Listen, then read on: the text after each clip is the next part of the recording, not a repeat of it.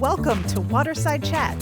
Tom Sadler talks with guests who depend on healthy oceans and fisheries for their recreation and livelihoods. And now, let's get started. Well, good afternoon and welcome to today's Waterside Chat. I am Tom Sadler, the network's Deputy Director. And today I'm happy to welcome Mark Titus to the show.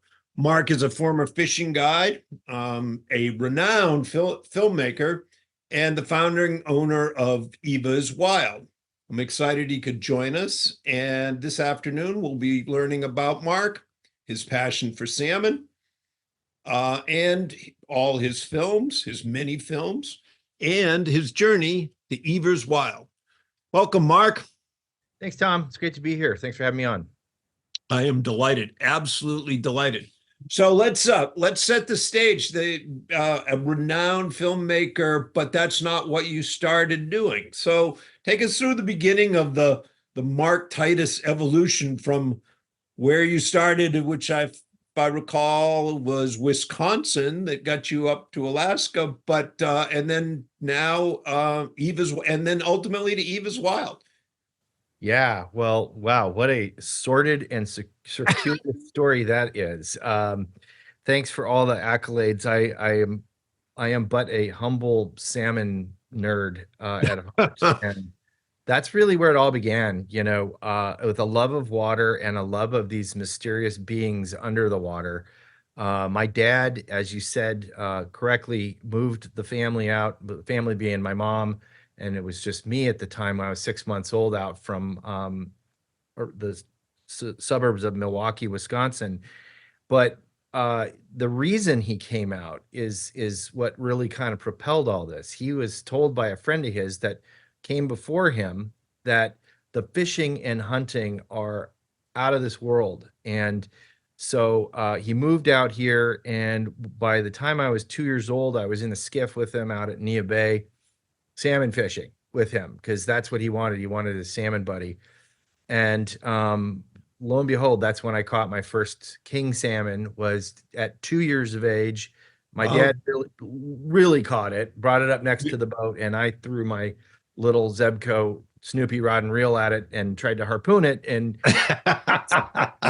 yeah, said rod and reel went to the bottom. But what happened and what I was left with was this lifelong fascination and love for this mysterious being under the water.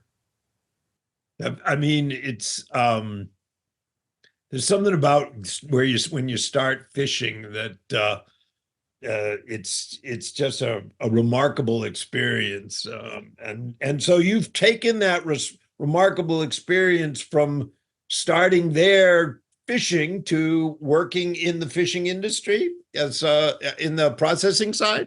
Yeah, for sure. So you know, I grew up around Seattle, Puget Sound area, fishing with my dad, my family, and took a little hiatus in the high school, early college time for, you know, girls, and, you know, whoa.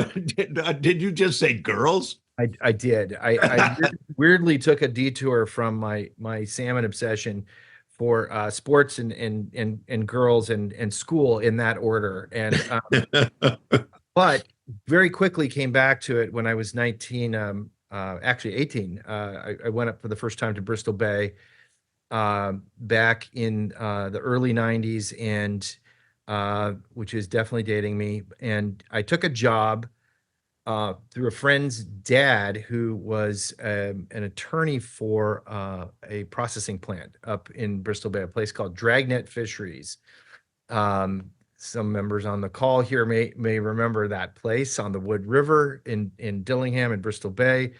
I went with a friend, the guy whose dad set us up with the job. My friend liked it okay. I loved it. I'm a kind of a masochist. I love the intense work. I loved mostly the wilderness of Alaska and exploring, and the little bit of off time that we had into the braids and the rivers up and around Bristol Bay. So I ended up doing that for 3 summers all told, and ended up running the freezer packing line, frozen salmon, which, weirdly we'll come back to it another time. And again, at the time, it was thinking about it as a college job. Little did I know that it would be, in fact, the impetus for the great work of my life that I came around to. So that lasted into the mid 90s. And then very quickly after that, I started writing scripts, and I was acting. I had gone to school for writing and acting, and quickly realized that I wasn't going to make a real career out of acting out of Seattle. I didn't want to move to LA, and I didn't want to move to New York. So I figured I better learn how to write, and I better learn how to direct. And that's what I did.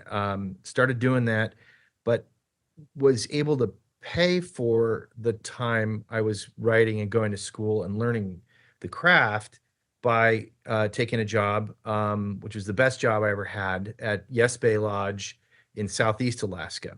And that's where I got a Coast Guard license and became a fishing guide. Really taught myself how to fly fish out of the lodge there, and then started taking people up into the upper mountain lakes in the Tongass National Forest to learn to fly fish. So ultimately, that one little incident with my dad and a Snoopy Zebco reel and rod setup led me to this lifetime of passion for salmon. How long were you a fishing guide? Well, I started in 97, and I guided there full time until 2003, which is the year I met my wife. So I think you probably can see where this story's going. So that then ended my full-time guiding. It just wasn't going to work out right, being gone for 5 months a year. So I would do part-time, go out for a couple weeks at a time. And that lasted up until, 2010 or so. As as a fisherman, it gets in your blood. I still, find a way to get up to both Southeast and Bristol Bay, somehow, some way, a couple weeks a year, just to get a little taste of it. For sure. I mean, I started fishing at a very young age myself, and I still, as a side hustle, still like to be a fishing guide, fly fishing guide, and instructor when I can. It keeps me grounded in a lot of ways. So, did you go to school for filmmaking? Well, in a roundabout, circuitous route, as I mentioned earlier, I all I knew was when I started school, I went to I went back to the Midwest to a little school called St. Olaf College in Northfield, Minnesota. I know it well. Yes. And I went there for two reasons. One, I heard their soccer program was good. So I tried out for their soccer team. And two, I'd heard that The Great Gatsby was written on its campus, and somehow had this concept in my head that I'd get some sort of osmotic revelation to write my own great novel or some such piece of fiction.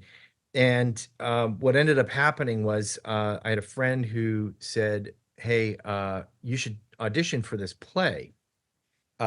Never really thought about that, never even crossed my mind, but I thought the friend was a cool guy. So I was like, okay, I should do that. And I did. I got the part, got bit by this bug.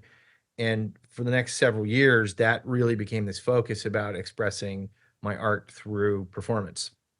Went on to the University of Oregon, really was kind of consumed the whole time with performing and writing, up until a professor of mine said, "Hey man, you could actually go and get paid for this. Go get an agent, start doing this type of thing." And that's when I left to come back to Seattle, and started working in a restaurant and got an agent and started doing smaller parts. Had one major audition that would have landed a pretty big part in a pretty big film. Didn't get it, and got pissed off and said, "You know what? I can write something better than this." and that an act of sheer defiance. And so we now know Harrison Ford today owes his celebrity to you. Right. It's hysterical. And, it was much to my parents' chagrin, of course. But the route led me eventually to, once I'd written several screenplays while I was living in Southeast Alaska and guiding, and I wrote the screenplays during the wintertime. I actually took care of the lodge for several years up there during the winter. So it was wilderness and I had the place. Right. But what really kind of happened to propel things into the next stage of things from beyond guiding and writing in the winter, my aunt gave me a little tune-up in 1999 about what are you doing? Do you have a vision here? What's going on? And I, with all the hubris of a 20-something-year-old guy, I said, hey, yeah, I got this all figured out. I didn't, of course, but her tune-up got me inspired to enroll in the Vancouver Film School in Vancouver, BC, for their directing program, which I did, completed that. And then, flash forward to 2003, met my wife and decided I was not going to be going back and forth from Southeast to Seattle, where she and we now live.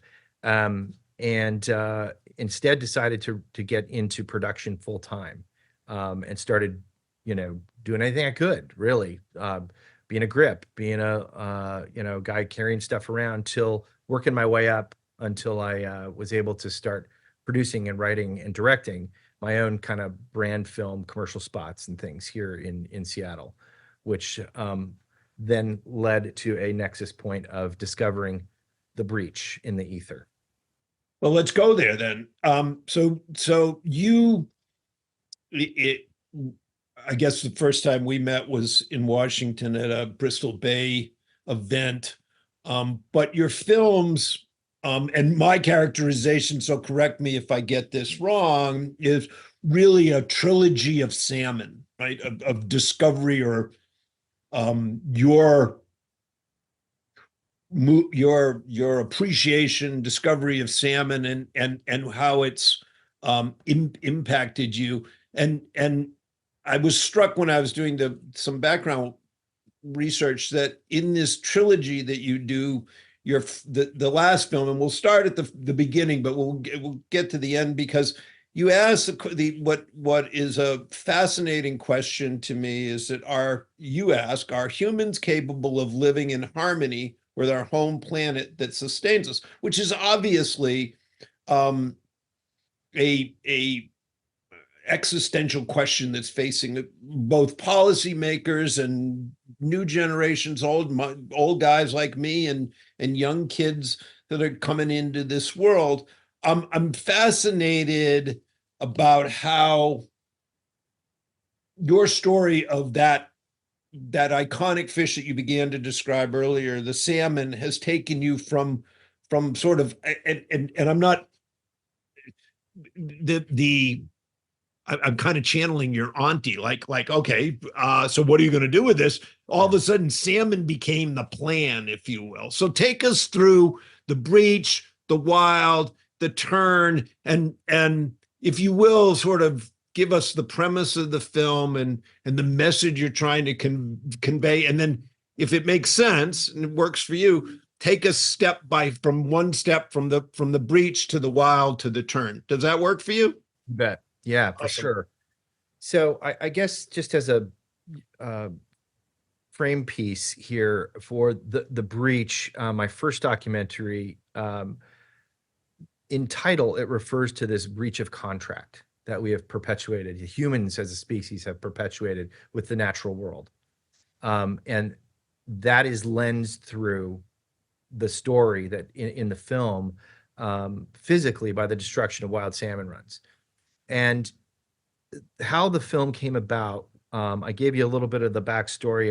I was working, commercial and brand film kind of jobs as a director and a writer and a producer, here in Seattle. And I was really grateful for that work because I was able to learn the craft and how to set up a scene and set up a shot and light the shot and conduct an interview, and have all of the technical elements necessary to create something that's watchable and hopefully compelling.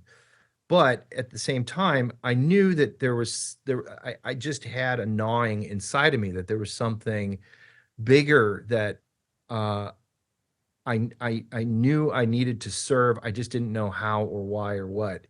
Um, until one day my team and I were heading down to film a commercial spot in uh, Sacramento, California, of all things, for an ambulance company. And I had picked up this book, Mountain in the Clouds by Bruce Brown. That's a tome to salmon here in the Pacific Northwest, and was a really elegiac look at the Elwha River. As I'm sitting in seat 16C on the airplane, and as I open up the foreword in the book, I come across the name of this attorney here in Seattle. That's a friend of my aunt. Just seeing that name sparked this synapse in me that I just like saw 10 years in front of me in a nanosecond. And it was because it sparked the remembrance of another attorney who's a friend of our family, a fellow named Russ Bush. Russ was the father of a dear friend of ours and also the lead attorney for the Elwha tribe here in Washington State. Mm-hmm. And he spent 40 years of his career working on removing the lower two, the only two dams in the Elwha River, on behalf of the Elwha people who had been leading the charge to get these illegal salmon blocking dams out of their rivers so their salmon runs could return to them, the salmon that have fed them and defined them for time immemorial. So just in that little moment on the airplane, I just knew with complete certainty that I needed to go home, and no matter what, I needed to pick up a camera and film Russ, because I also realized in that moment and remembered that Russ had been diagnosed with stage 4 glioblastoma, and that he may or may not get to see this life's work that he had been doing for the Elwha people actually happen. Because at that time, they were starting to the process of dam removal, despite all the odds. Right. Yep. And so that's really how the impetus for starting the film. I came home 2 days later. I filmed my first of 3 interviews with Russ. He became a great friend and mentor to me in the little time that I had with him. And he passed in April of 2012, but not before he got to literally physically see the dams blown up and taken out and that river flowing free again on the Elwha with his own eyes. That's awesome. It was an amazing thing. And I didn't know it at the time. I didn't know what the film was going to be. I only knew that I loved salmon. I loved Russ. I wanted to see this happen. And I surely didn't know this would be a trilogy down into the future. But as it developed on its own, and this documentaries do that, I really kind of was following it like its own river course as best I could. And what shaped up for the central narrative in this film was this compare and contrast of what it took to free the Elwha, recover the Elwha, which in its case was $350 million, 40 plus years, dozens of organizations and incredibly dedicated people led by the Elwha tribe. And it still almost didn't happen. It was an act of providence that it did happen. And we compared and contrast that recovery effort to a pristine place like Bristol Bay, Alaska, which is still completely fully intact, has no fish farms, no hatcheries, no human interference of any kind. And that's why tens of millions of salmon still return to their natal streams and rivers in Bristol Bay unencumbered to this day. That really was the foundation of the breach. And ultimately looking at that breach of contract that we've made and like, hey, the historical context for our relationship with salmon has been pretty bad. Every time we come into salmon country and we chronicle this in the film, we leave it in a much worse place, if not a completely catastrophic state than before we arrived. Bristol Bay still has an opportunity to remain pristine, but at the time, and has been ongoing for the last several decades, a Canadian mining company has been trying to put what would be the world's largest open pit copper mine in the headwaters of where these wild salmon go to spawn. And so it ultimately, in the film, we were asking like, look, can we get this right just once? And maybe do right by salmon, and then ultimately do right by ourselves by doing that. Because as the salmon, Billy Frank Jr. said, as the salmon go, so we go. So that really was how the breach shaped up. We had our world premiere in Galway, Ireland, at the Galway Film Flog, and which was particularly meaningful to me because it's where my paternal grandmother came from to the United States. Uh-huh. It happens to be Seattle's sister city. Oh, interesting.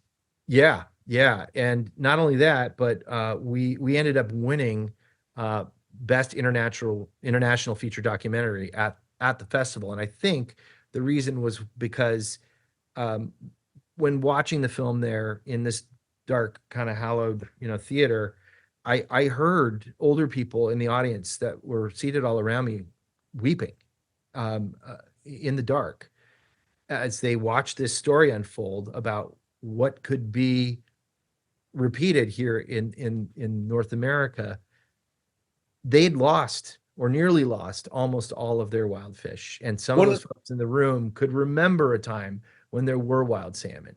And that was one of the things that struck me in looking at some of the background material is the map that you show of the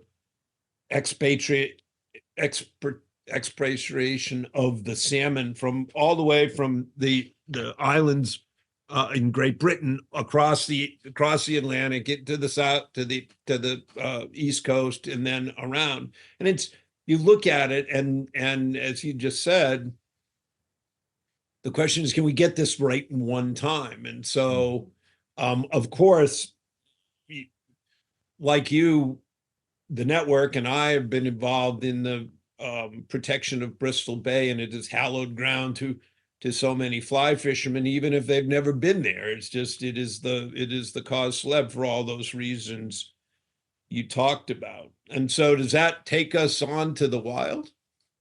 Yeah, it does.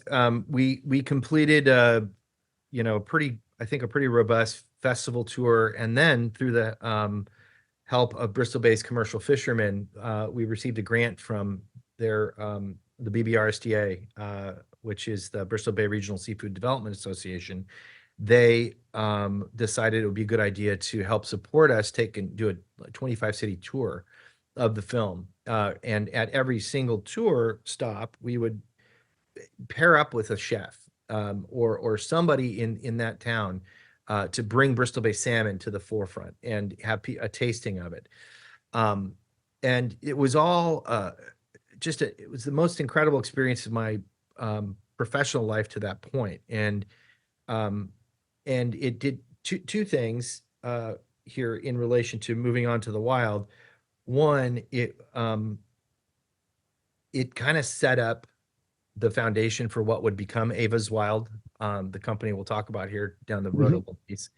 But two, it also, because it was such a tight travel schedule, and I was dealing with some things I'd never felt before in terms of anxiety and depression, and a lot of it was because I could see the end of this tour coming, and I didn't know what was going to happen next, and I didn't know what the follow-up to this would be.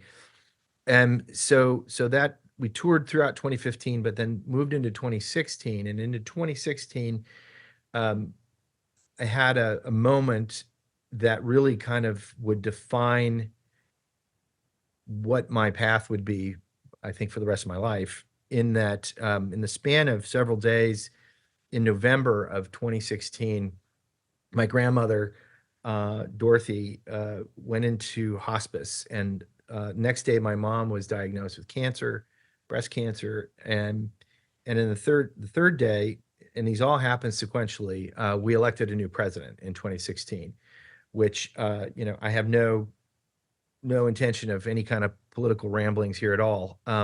But the knowledge of all three of those things, and especially the third one, I built up this true hope for Bristol Bay and being the last bastion of Yeah.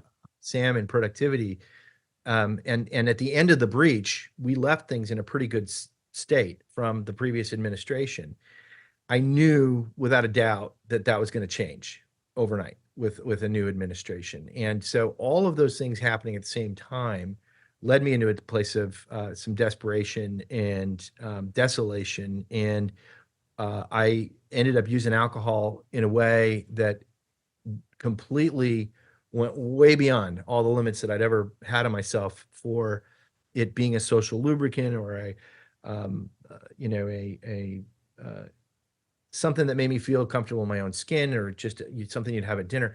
I went right down all the way into it and all the way down to the bottom, and it's in a severe depression, and came out of it in 2017 in May of that year. Thankfully, through that gift that I now look at it as of desperation, I was able to admit that I was powerless and I needed help, and I was in defeat, and I was going to go one of two ways. I wasn't going to be here anymore, or I was going to seek help, and I did. So after I said goodbye to my grandma, and went to her funeral down in Florida, I was 3 days later. May 3rd, 2017 was the last time I had a drink. And Bravo, brother. thank you. And weirdly, that descent led to a place that I didn't think was possible in terms of love and inspiration. And it led to 55 days later being back in Bristol Bay with my camera gear on a boat to fulfill a promise to a friend who was a commercial fisherman. I'd promised to film a brand film for him and his boat.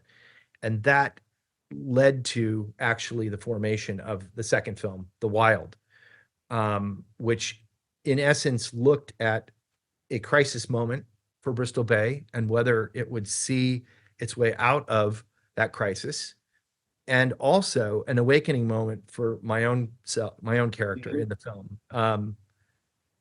And that awakening moment happened through a pure recognition of love in the wild itself in Bristol Bay.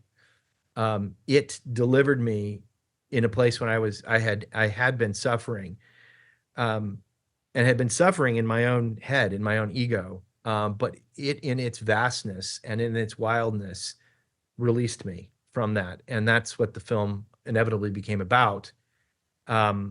Ultimately navigating to a place where Bristol Bay still was in a precarious situation when that film was finished. Mm-hmm. And but ask that same question, are we, at the end of the movie, we're asking, can we wake up in time to change course and do what's right by wild salmon, to leave them around for future generations? Coming right back to Billy Frank's quote is, as the salmon go, we go. Amazing. I mean, the whole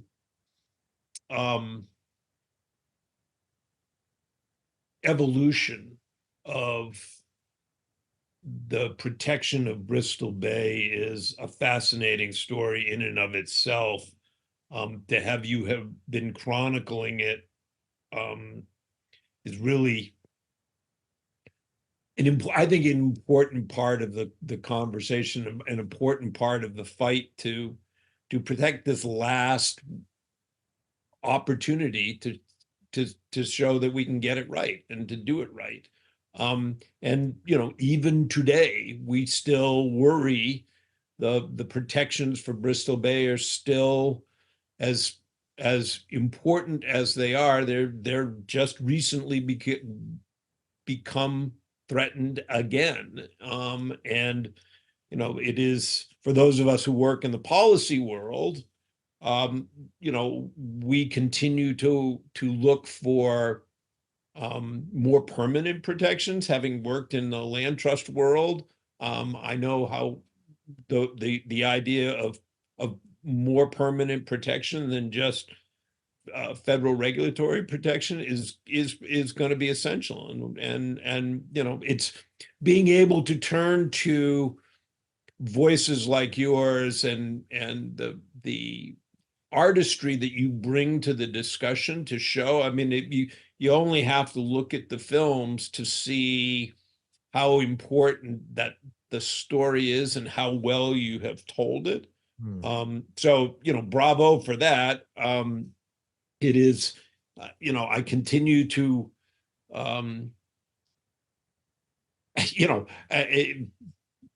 you and I have friends in common who have been involved in this fight for years, and you one day think, I was talking to Melanie about this. One day you think you got it done, you got it, and boy, you talk about the zombie project. If there is a better example than the Pebble Mine project in Bristol Bay, I don't know what it is. But so, for me, I'm just think being able to have someone tell the story as well as you've done has been remarkably important to the fight to do that. So tell me a little bit about The Turn. Sure. Well, thank you for that. And yeah, so on a high level, before diving into The Turn, as I passed along in my newsletter yesterday, and honestly, if you're not on that list, I'm gonna just put a link up in the chat right now. Awesome. You can sign up to receive the newsletter of goings on and when The Turn will be out and all that kind of stuff. There's 3 new lawsuits that the state of Alaska and the Pebble Mine people have launched to reactivate this zombie project, as you so correctly called it. And when I'm talking to folks about this and they ask, well, what's going on? And we've been in this moment of celebration that is absolutely deserved. We should all take a breath and get behind the tribes in Bristol Bay who have brought us to this moment after 30 years of getting up every single day with this thing literally stepping on their necks up river. Is this thing going to finally come in and suffocate us in our way of life? And last year, the Biden administration's EPA issued a 404C veto, which essentially offered a stay for Bristol Bay. And that's the moment we're still in right now. Right. But the Pebble people, who are, by the way, all Canadians, not Americans, and the governor of Alaska, Mike Dunleavy, have launched these lawsuits. The state of Alaska launched a lawsuit for $700 billion in damages that they're claiming they're owed for the EPA stepping in and putting a preemptive veto in place, which is absurd. And the Pebble folks have also launched a lawsuit that is seeking an undisclosed amount of money, but also looking to overturn the 404C. So that is happening in the background right now. We should feel very good and bright and positive about the work that's gone into the 404C that we are enjoying right now. The work is not done. Right. And permanent protection is the answer. More on that in a little bit. The Turn, by its title, is looking at that almost mystical moment in time when wild salmon clear out in the gyres of the Pacific know somehow it's time to turn Oh, cool. home. We don't know exactly how that happens. There's a little bit of magic in that. A lot of magic in that. It is fully understanding that they come home to the exact spot in the river they were born, most of them. It's remarkable.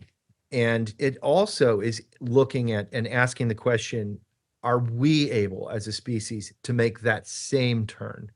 Can we come together like a murmuration of birds or a school of salmon turning into a truth that's bigger than ourselves? Live with this home planet that sustains us? Or are we going to go the way of destruction that has been the setup for every other place in salmon country? So that's the big picture look at it. And it also, it looks and to tie up the storylines that we've looked at in the prior two films, in The Breach and The Wild. So we look at Bristol Bay, obviously. Right. But we're also looking at Southeast Alaska, the place where I guided, that is like a homeland to me, and the transboundary mining issue that's currently active there, whereby Canadian mines, again, are sitting on the border of these great rivers of Southeast Alaska, perched and primed. Some of them that are in existence, leaching into these rivers, the last great salmon-bearing rivers of Southeast Alaska. And meanwhile, tribes and fisher folk and people making a living downstream have no say in the matter, or very little to this point. So it's looking at Southeast Alaska. It's looking at the Elwha and what an incredible example of recovery that's been. It's looking at the Skagit River here in my home state. Sure. That is, it's the big one in the that flows into the Salish Sea, bringing all 5 species of Pacific salmon back to it, and the tribes there that have been working to regain fish passage to their upper reaches. And then ultimately it looks at probably the last third of the film is looking at the Snake River and the lower 4 Snake River dams, and really fundamentally narrowing this lens down to, look, there are literally 1,000 cuts to wild salmon, and we know that, and we're going to talk about that. And there are incredible human beings on the ground and incredible orgs on the ground that are addressing those 1,000 cuts, and they all should be addressed, and especially the ones that are in our home streams and that are closest to us, that we identify with.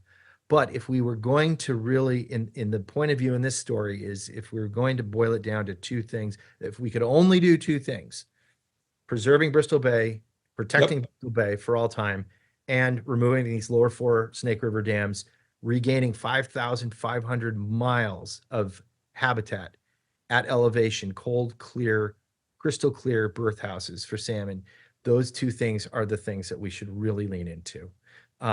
Again, the other 1,000 cuts, we must address those at the same time, but these are kind of the 2 biggest bangs for the buck. That's awesome. That's awesome. And when do you think it'll be out? We're working like crazy on it. I would say that the film is about 75% shot, and I'm filming through the summer, and we have collectively decided as a creative team that we had originally intended to have the film stitched up and a cut done by the end of September to submit to Sundance. We'll see what happens. We might be able to late submit, but we know that we can't sew up the body completely until after the election. We just can't. So, so that is in fact the goal. Sometime shortly after the election to have the film sewn up, and then we'll be coming out in 2025 with a limited targeted film festival run. And as we were going to do in 2020 with The Wild, but got preempted by a little pandemic, we're going to do a 50-city road tour with the film to go to theaters in cities around the country and bring a food truck with us to serve people salmon. Oh, awesome. Yeah. And have that's a great idea. Experiential reality of bringing Bristol Bay to people where they live. Oh, that's fantastic. That's fantastic. All right, we're gonna go to Eva's Wild in a second, but we got a couple of questions. One's real easy. Where and how can we view your films? Mhm. That's on the website, right? Yeah. So the link that I put up in the chat that's there right now will take you to my Linktree page, which is just basically a bunch of links all housed together. And in that Linktree page, you'll be able to join the community, sign up for our newsletters, subscribe to Salmon if you want to your home, but also the just released Turn teaser, 4-minute teaser that proves that we have in fact been doing something behind the scenes here. And then you can also watch The Breach and The Wild through this link for free. Awesome. Yeah. Awesome. And we, for those who are listening and are not watching with us live, we will have those in the show notes and on the YouTube channel. The other one that Jesse asked is, would you consider a doc about trawler bycatch issue, especially regarding Wood River Chinook escapement, and how the Alaska Fish and Game and councils continue to give them a pass? Also, Area M intercept fisheries concerns. Yes, that's the answer. And I Might be a will big check. definitely be making a mention of it in the turn. And you're right, it deserves its own film because of those 1,000 cuts. That's a really big one. A really big one. I've been talking to Daniel Schindler, who some of you may know is a famed professor from the University of Washington, Alaska Salmon Program up in Bristol Bay.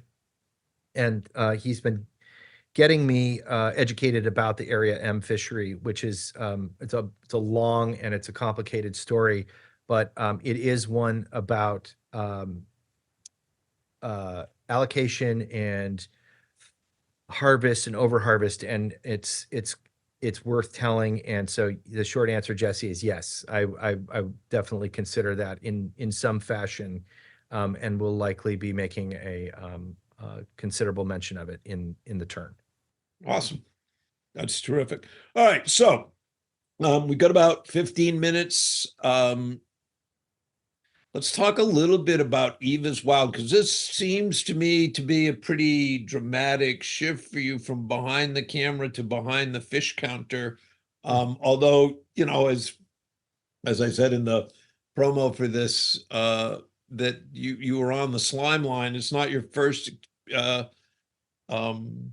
encounter with the product in hand on. So tell us sort of like the evolution of Eva's Wild and what it is, and you know, the whole backstory to it. Sure. Well, so to go back in the Wayback Machine to that, 20-year-old kid working in the processing plant. One of the summers for a while, I was picked to monitor the freezers, as the blast freezers that the thousands and thousands of pounds a day, or if not millions, were getting frozen in, and monitoring the dials and making sure everything was going okay.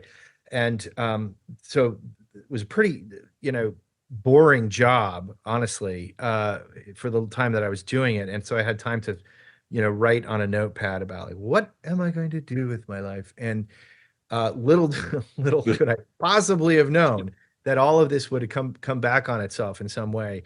So you're right, I handled literally, physically thousands and thousands and thousands of fish before I was 25. But Eva's Wild as a concept, first of all, Eva's is the word save spelled backwards. And Cool. The concept behind this started on that tour of the Breach back in 2015, when my Melanie and my friend Elizabeth was on the tour with me, and we collectively came up with this idea of, how could we put a food product and pair it with this media somehow, and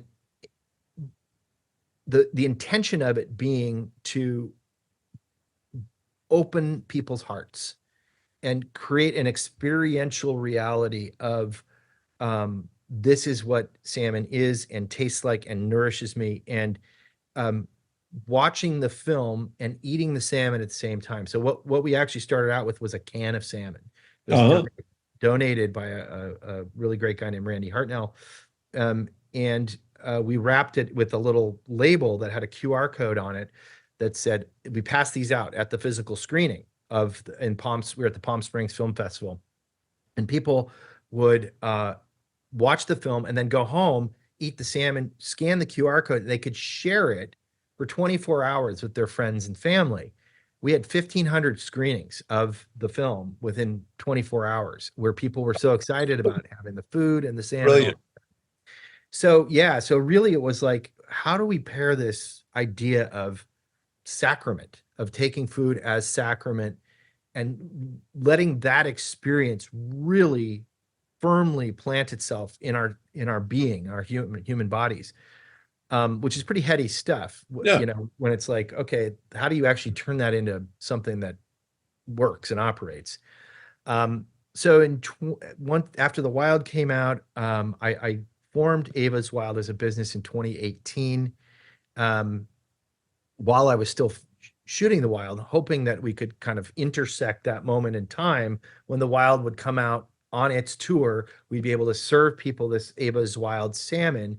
And the kicker for all of this is that we wanted to be that portal of taking action. Mm-hmm. Every time I was up on stage for The Breach, people would ask, what can I do to help? I'm moved. I feel like doing something. What can I do to help?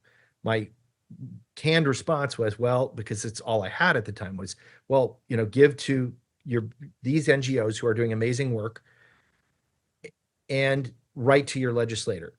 And people would say, cool, I've done that. What else can I do? I want to do something every day. So that really, the company became the answer to that. Eat sustainable, regenerative, wild Bristol Bay sockeye salmon from the world's most regenerative fishery. Support the sustainable economy that's already there on the ground, the 15,000 jobs, $2 billion to the American economy. And lastly, let us be a channel for taking direct action.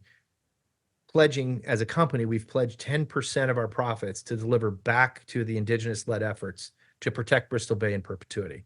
What that looks like right now is this year we're going to be donating money back to the Bristol Bay Foundation, which gives four-year college scholarships and trade school scholarships for Bristol Bay's indigenous youth. So, as well as, lastly, housing all of the actions that you can do through our various NGO partners in one portal. So it's literally a one-stop shop where you can do all the things in one place. That's awesome.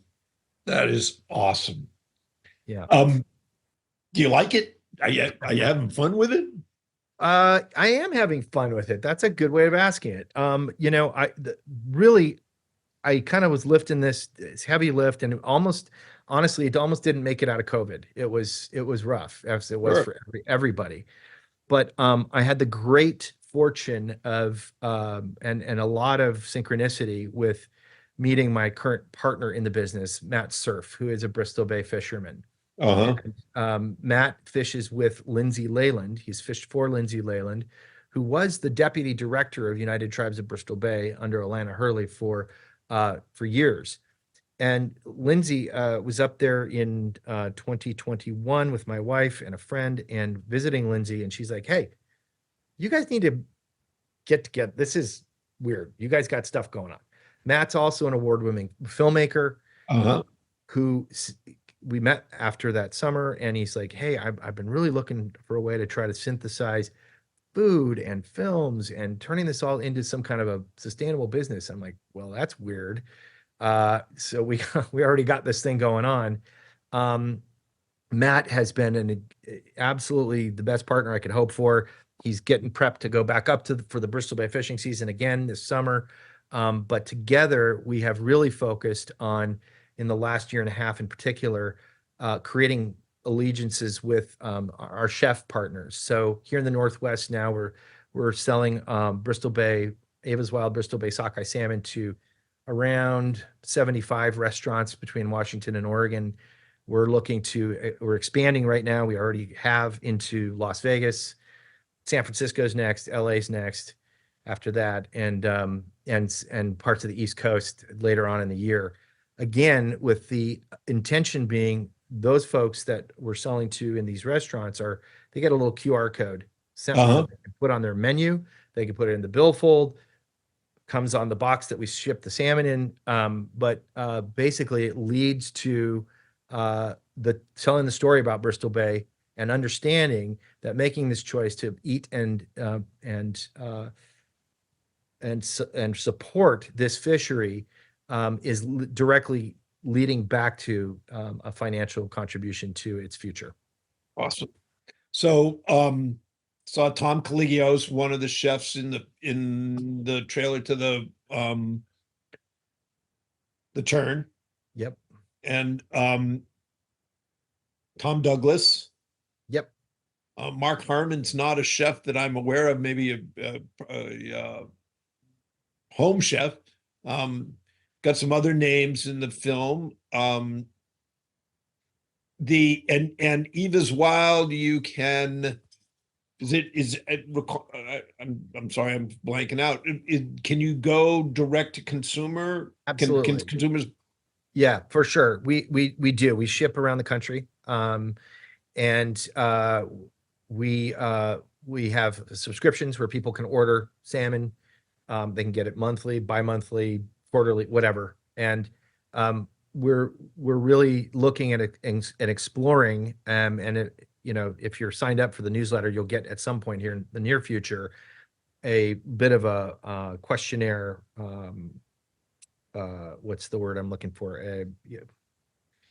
A questionnaire about what people's tolerances are for subscriptions, and whether adding a subscription to media with the food order itself, in other words, having a platform that brings not only our stuff but a curated amount of media together with the food itself, as a part of, if you pay for a subscription to the salmon, you get also access to this media channel. So those are things we're working on right now as well. But awesome.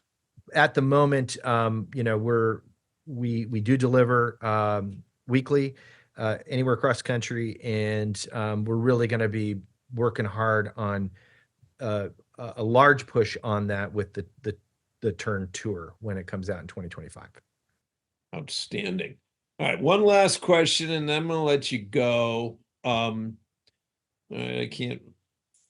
What happened to the chat? Oops, sorry. There it is. It's from Jesse. He hopes the tour comes to New England, which that's as the land of my birth. I encourage that as well. We actually, one of our chat guests years ago, or not years ago, last year, a year before, was Jen Levin, who was running a fish program, Truefin, out of Portland. So he said Jesse said there's a huge lack of consumer education regarding quality and taste. Plus, by the time sockeye gets this far, it doesn't look very good. Better marketing is so sorely needed. Too many people happy to eat destructive pen farms. So clearly, at least if I'm interpreting Jesse's comments here, is that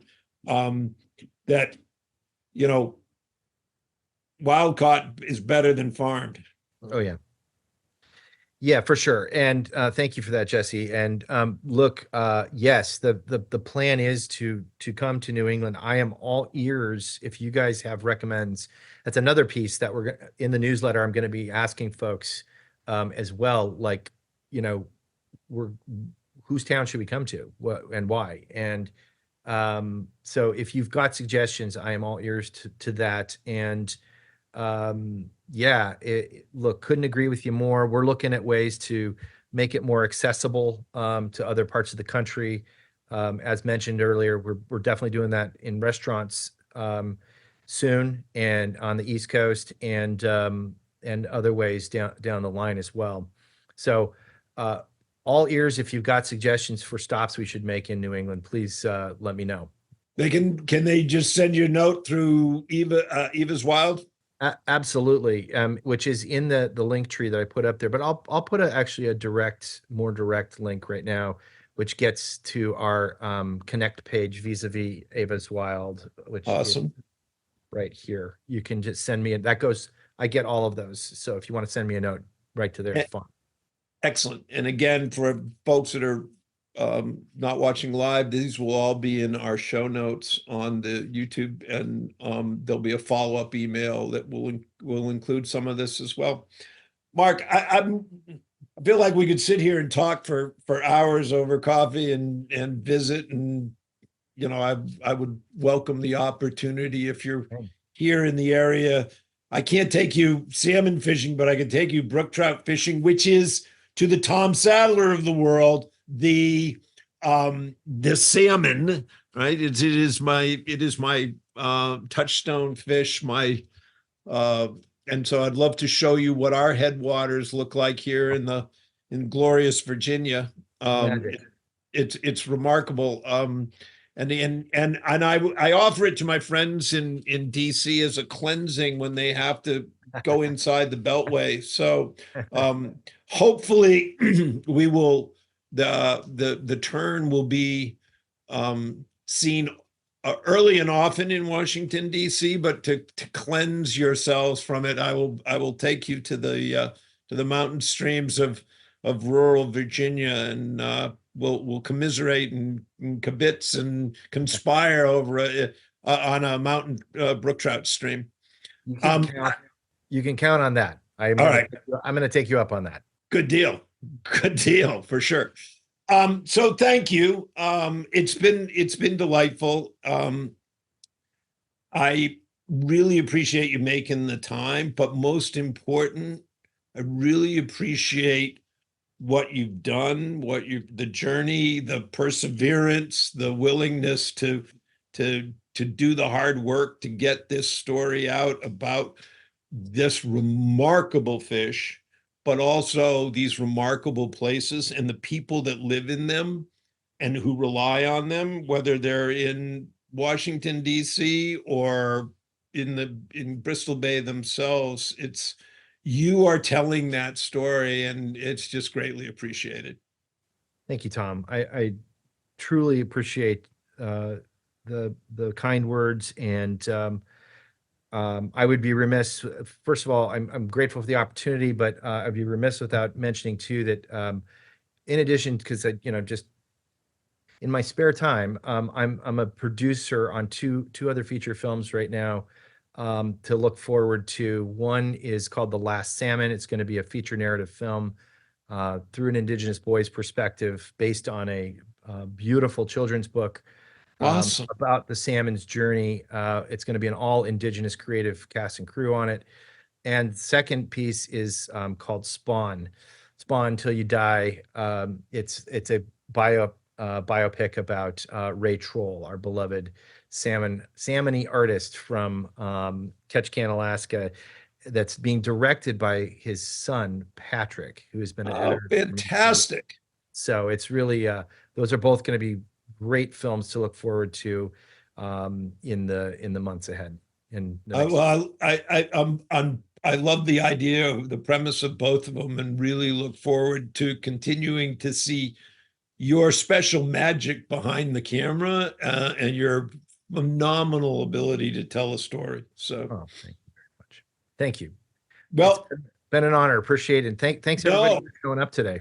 Well, it's been our privilege to have you here, and that's it for today. Our next Waterside Chat is in the works, and we will get that information out to folks in an email. And I'm going to thank you again. Thank you. You guys take care till we see you in person. You bet. If you enjoyed this episode of Waterside Chat, share it with your friends and colleagues. You can check us out on YouTube or most podcast services. To stay up to date on Waterside Chats and the Marine Fish Conservation Network, sign up for emails at conservefish.org. Thanks for listening, and we'll catch you at the next Waterside Chat.